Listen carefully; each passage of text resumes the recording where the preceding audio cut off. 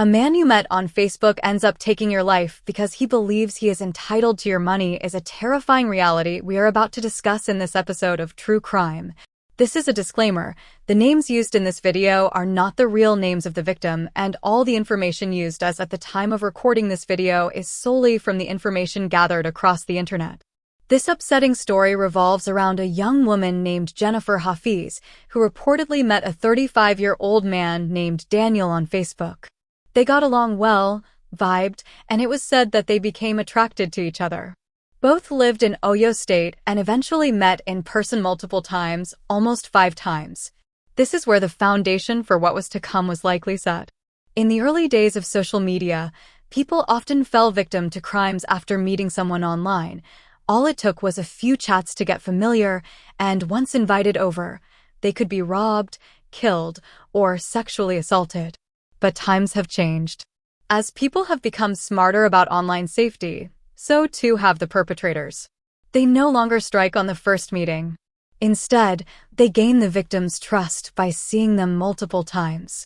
Jennifer was said to be an entrepreneur, dealing in the sale of cow skin for a living.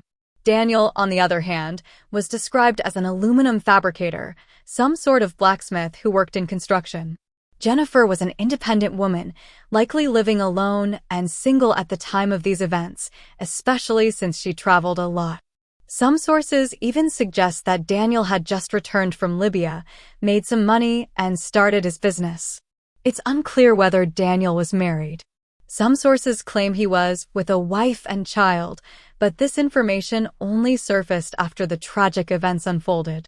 It's also unclear when exactly they met online, though it's likely it was on Facebook, given their age.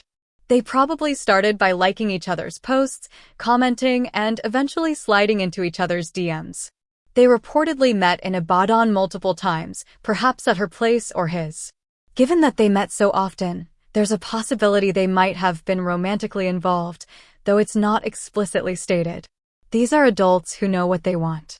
If one was single and the other pretended to be, it's possible they hooked up at some point, which could have played a role in how much Jennifer trusted Daniel. Over weeks and months, they met, chatted, hung out, and spent time getting to know each other. It seemed like the beginning of a relationship. So, in July 2024, Daniel, while working at a construction site, invited Jennifer over, telling her that there were people interested in buying cow skin.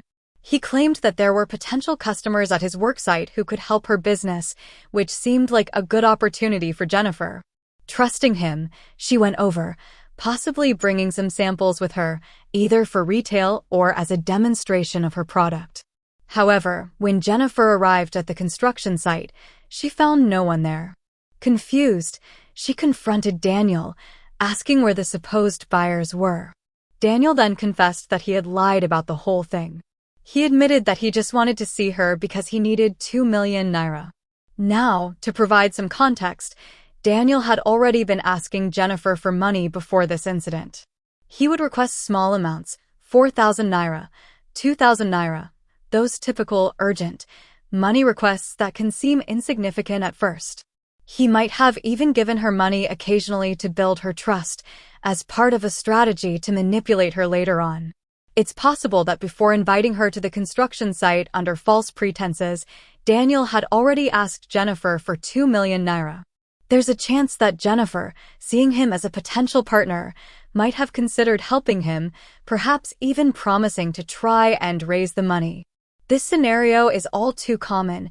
Women who are single later in life, especially when they see potential in a man, can sometimes become easy targets for manipulation. So, Daniel was expecting the 2 million naira, and when he didn't get it right away, he set this trap. He invited her to the construction site with the promise of new business opportunities, but it was all a ruse. When Jennifer arrived and realized there were no buyers, she questioned him, likely saying something like, "Why did you call me here? You said people wanted to buy from me. Where are they? If you wanted to see me, you could have just come to my house, or we could have met somewhere else. Why deceive me like this?" The situation turned from a seemingly innocent business meeting into a confrontation where Jennifer discovered that Daniel's intentions were far from genuine. At that moment, Daniel admitted, "I didn't call you here for that. I'm sorry, I just called you for the 2 million naira. Jennifer, understandably confused and shocked, was left wondering what was going on.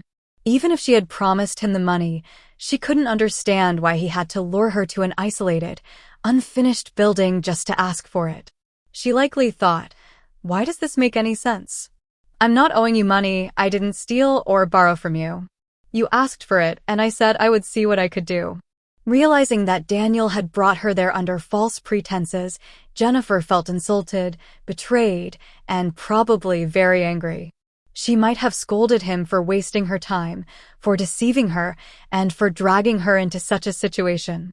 The confrontation escalated, with both of them exchanging harsh words. Jennifer's anger and Daniel's mounting frustration led to a breaking point. In a sudden and violent outburst, Daniel hit her with a stick. The moment he did it, he knew he had crossed a line. Instead of trying to help her or apologize, he panicked. He thought, now that I've hit this woman, she knows my face, she knows where I live. She's not going to forgive me, she'll call the police and they'll come after me. In his panic, Daniel made a terrible decision. He decided to kill her. He thought this was the only way to prevent her from reporting him. It's unclear how exactly he ended her life, but Daniel found a way to kill Jennifer. Then, realizing the gravity of what he had done, he tried to hide his crime. He dragged her body out of the construction site, knowing that if her body were found there, the entire site would be shut down and it would easily be traced back to him. He dumped her body somewhere in the streets, hoping that someone else would find it and that the blame would fall elsewhere. It was likely early in the morning, so he didn't have much time to get rid of the evidence. As he tried to cover the blood trail with sand, daylight broke and people started noticing his suspicious behavior. They saw the body, followed the blood trail, and caught him in the act of trying to hide it. This impulsive and senseless act, driven by entitlement and panic, not only ended Jennifer's life, but also led to Daniel's eventual capture. His attempt to cover up the crime was as foolish as the crime itself, and it was only a matter of time before justice caught up with him. And that's when everything became clear. They realized that Daniel was the one who had killed the woman they found. He was caught in the act of trying to hide his tracks. A passerby who saw her body quickly followed the blood trail back to where she had been dragged from, and they caught Daniel red-handed, in the process of covering his tracks. That's why he felt it was so important to get rid of her. It's possible that Daniel hadn't originally planned to kill Jennifer, as he claimed in his confession, but it's also easy to see why people would doubt that. It doesn't make sense that someone would lure a woman to an unfinished building and then end up killing her simply because she hadn't yet given him the money she promised to help him find. In his confession, Daniel claimed that when he struck her with the wood, Jennifer had even started begging for her life. It meant that she realized she was in grave danger. She had met someone on the internet who turned out to be a much bigger monster than she could have imagined, all over money that she had offered to help him with. This wasn't money she owed him, or money she had borrowed from him. It wasn't even money Daniel had already received from her. If it were a situation where he had already taken the money and was trying to cover up a crime, it might be more understandable. But this was utterly senseless. Daniel had taken Jennifer's life over something she had volunteered to help him with. She even believed he had brought her potential business opportunities, only to find out that he was just a greedy, entitled man who thought that because he met her online, he was somehow entitled to her money. It's infuriating to see how some men think that a woman shouldn't be more successful or richer than them. When they see a successful woman, they become angry, feeling entitled to her wealth. Daniel is just another example of how some deadbeat, entitled men think, and it's a tragic reminder for women to be cautious. These types of men have become more cunning. They no longer strike immediately, like in the early days of social media. Now, they build trust over time, using seduction and manipulation to achieve their goals. It's a dangerous game, and stories like Jennifer's serve as a stark warning. These men take their time, carefully building trust.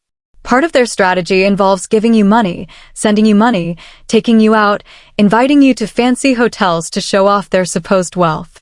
They might even drive expensive cars, though often these cars belong to someone else, all to create the illusion of being well off. And many women, believing they've met a jackpot, fall for it. Eventually, after establishing a sense of security, these men will call you up with a story. Baby, I'm in a tight spot. Can I borrow 5 million, 7 million, Welcome, I'm or your friend even Vanessa. 20 million naira from you? Welcome, I'm your friend Vanessa. I promise I'll pay you back. At this point, the woman starts thinking about all the money and luxuries the man has already spent on her. She assumes he must be capable of paying her back because he seems so well off. What she doesn't realize is that this was the plan all along. These men strategically set the stage to make the woman believe they're financially secure, knowing that when they finally ask for a large sum, she'll be inclined to help. Wanting to prove she's wife material or a good life partner, she finds a way to raise the money and lends it to him, confident that he'll return it. But that's when the deception becomes clear. She's been defrauded. And if she continues to ask for her money back, she risks ending up like Jennifer, killed to silence her. Sometimes these men don't even disappear after getting the money. They stick around because they've already built trust to the point where the woman knows their name, their house, and other details.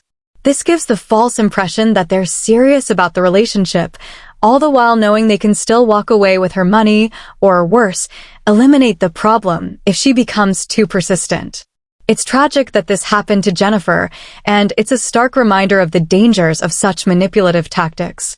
Hopefully, justice will be served, and Daniel will face the full weight of the law for his heinous actions. Thanks for watching this video. If you enjoyed what you saw and want to see more awesome content, don't forget to hit the like button. Make sure to subscribe to our channel and click the notification bell so you never miss an update.